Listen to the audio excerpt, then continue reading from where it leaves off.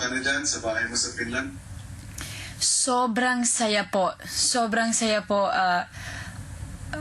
Grabe ang saya at tuwang-tuwa ako na lahat ng mga tao or mga Finnish na nandito sa loob ng bahay. Sobrang bait. Welcome na welcome ako sa bahay na to. I'm like a family to them already. And alam mo kuya, hindi talaga ako kinabahan nung pumasok ako dito sa bahay. Nakikiusap ang mga kaibigan mo dyan sa Finland Po, na magstay ka ba dyan ng 1 month. 1 month? Totoo? Oo.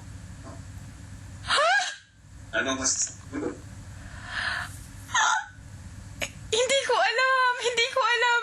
Pero, palagi po nilang sinasabi sa akin na sobrang saya nila, nakilala nila ako at ayaw po nila na uuwi ako at dahil nakilala nila ako, pupunta na daw sila ng Philippines, pupunta sila ng Pilipinas dahil ang bait-bait daw ng mga Pilipino, ang sweet-sweet ng mga Pilipino, ang saya ng Pilipino.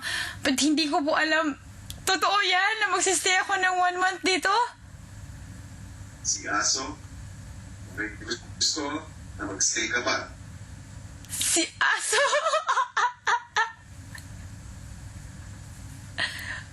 Oh my God!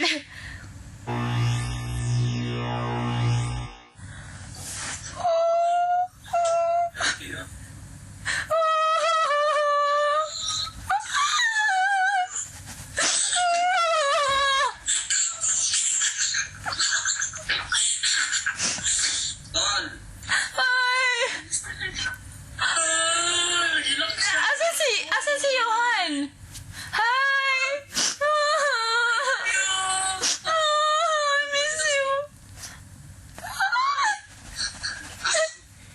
Huwag kang mag-alala, girl. Aalagaan ko si Johan para sa'yo.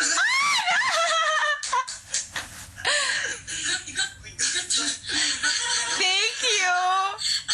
Mamimiss ka namin, girl. Kasi pinagkakaisahan na talaga kami ng mga lalaki. Oo, girl. Oh no. Pero okay ka lang dyan. We want you to be strong and happy para okay din kami dito. And as promised,